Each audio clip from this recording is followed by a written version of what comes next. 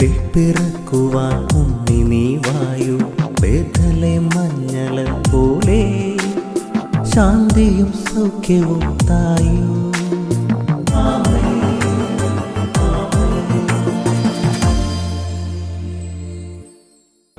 യേശുവിൻ്റെ ഏറ്റവും പ്രിയമുള്ള കുഞ്ഞെ, യെശയ്യാ 51:8, വസ്ത്രം പോലെ ഇരട്ടവാലനും കമ്പിളി പോലെ പുഴുവും അവരെ തിന്നു തീർക്കും. നമ്മുടെ കയ്യിലുണ്ടെന്ന് കരുതുന്ന നന്മയും സമാധാനവും ശാന്തിയും എല്ലാം പുഴു തിന്നുന്നത് പോലെ പോകും.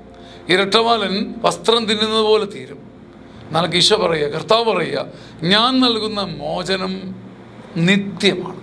എൻ്റെ കയ്യിൽ നിന്ന് മോചനം ചോദിച്ചു വാങ്ങിയാൽ, എൻ്റെ കയ്യിൽ നിന്ന് സമാധാനം ചോദിച്ചു വാങ്ങിയാൽ അതിനൊരു നിലനിൽപ്പുണ്ട്. രക്ഷ തലമുറകളോളം നിലനിൽക്കും. ഞാനിപ്പോൾ കൂട്ടിവെച്ചിരിക്കുന്നതും ഞാൻ നേടിവെച്ചിരിക്കുന്നതും ഒരു തലമുറ കഴിയുമ്പോൾ ഉണ്ടോ എന്ന് എനിക്ക് യാതൊരു ഉറപ്പുമില്ല. വസ്ത്രം പോലെ ഇരട്ടവാലൻ വസ്ത്രം തിന്നുന്നത് പോലെ അത് തീർന്നു പോകും.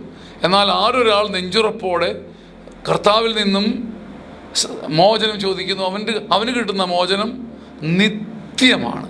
എന്നേക്കുമുള്ള മോചനത്തിൻ്റെ ഒരു നക്ഷത്രം നമ്മുടെ ഹൃദയത്തിൽ നൽകുന്ന യേശുവിൻ്റെ മുമ്പിൽ തലകുനിക്കാം, പിന്നെ ഭൂമിയിൽ നിവർന്നു നിൽക്കാം. ആമേൻ. ആമേൻ. ആമേൻ.